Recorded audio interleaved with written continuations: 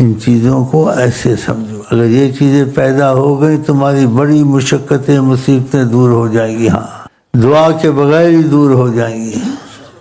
جو کثرت سے درود شروع کر دے، اگر کو خدا توفیق دے، تو آقا جی نے کیا کہا صحابی کو، تکفا ہمک، جو بھی تو چاہے گا وہ ہوگا، یغفر ذنبک، اگر تجھ سے گناہ ہوتے معافی میں رہے گا، خدا سزا تجھ کو نہیں دے گا۔ کیوں؟ ان کے اور اللہ کے درمیان، اس کے اللہ کے درمیان میں محمد آ گئے ہیں، وہ درود بہت پڑھتا ہے، تو درود والوں کی حاجتیں بغیر دعاؤں کے بھی ہو جاتی ہیں۔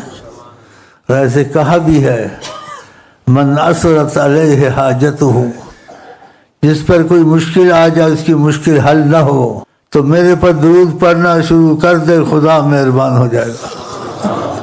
بتاؤ کتنی آقا کی عظمت ہے خدا کی ہاں، کہ کسی کی کوئی مشکل حل نہ ہو، پریشان ہو، اثرت علیہ حاجتہ، اس کی مشکل سخت ہو گئی ہے، حل نہیں ہوتی، فَلْيُكْثِرْ عَلَيَّ بِالصَّلَاةِ، وہ کثرت سے درود پڑھے، خدا آسان کر دے گا۔